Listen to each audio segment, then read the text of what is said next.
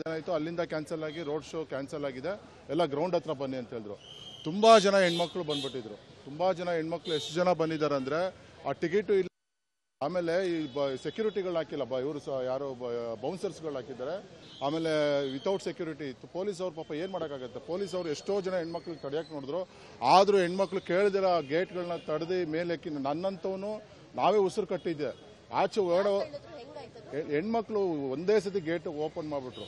Actually ಒಂದು 600ರಿಂದ 700 ಜನ ಒಂದೇ ಸತಿ ಗೇಟ್ ಹೊಡೆದ್ಬಿಟ್ಟು ಗೇಟ್ ನುಗ್ಗಿಬಿಟ್ಟು ಸುಮಾರು ಜನ ಕಾಲು ತೊಳಿತಿದ್ದಲ್ಲಿ ಸತ್ತೋಗಿದ್ದಾರೆ. ಅದನ್ನ ಸತ್ತೋಗಿರೋದು ನಮ್ಗೆ ಗೊತ್ತಾಗಿಲ್ಲ, ಯಾಕಂದರೆ ನಾವು ಮ್ಯಾಚ್ನ ವಿರಾಟ್ ಕೊಹ್ಲಿ ನೋಡೋ ಅಂಬಲದಲ್ಲಿ ನಾವೆಲ್ಲ ಹೊರಟೋದ್ರೆ. ಆದರೆ ಹೆಣ್ಮಕ್ಳನ್ನ ತುಂಬ ಜನ ಕಾಲು ತೊಳೆದ್ರು. ಅದರಲ್ಲೂ ಪಾಪ ಏನು ಎಷ್ಟೋ ಜನ ಹೆಣ್ಮಕ್ಳು ಕಾಲು ತೊಳೆದ್ರು, ಅವ್ನು ಯಾರು ಎತ್ತೋರು ಇದ್ದಿಲ್ಲ.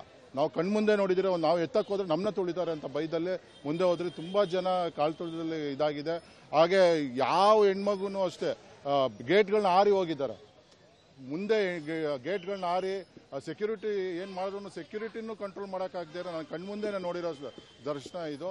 ಆದ್ರೆ ಹಾಗೆ ಯಾರು ಉಳ್ಸೋಕ್ಕಾಗಿಲ್ಲ.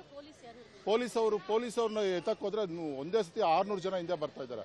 ಏನು ಪ್ರಯಾಗ್ರಾಜಲ್ಲಿ ಆಯ್ತಲ್ಲ ಇನ್ಸಿಡೆಂಟ್, ಸೇಮ್ ಇನ್ಸಿಡೆಂಟ್. ನಾವು ಗೇಟ್ ಓಪನ್ ಮಾಡಿದ್ದು ಏಕಾಏಕಿ 600 ಜನ ಒಂದೇ ಸತಿ ಹೋಗಿರೋದು. ಒಬ್ಬರಲ್ಲ ಇಬ್ಬರಲ್ಲ 600 ಜನ ಒಂದೇ ಸತಿ ಹೋಗಿ ಕಾಲು ತುಳಿತದಲ್ಲಿ ಇದಾಗಿದೆ. ನಿಜವೂ ಭಾಳ ಬೇಸರ ಆಗುತ್ತೆ.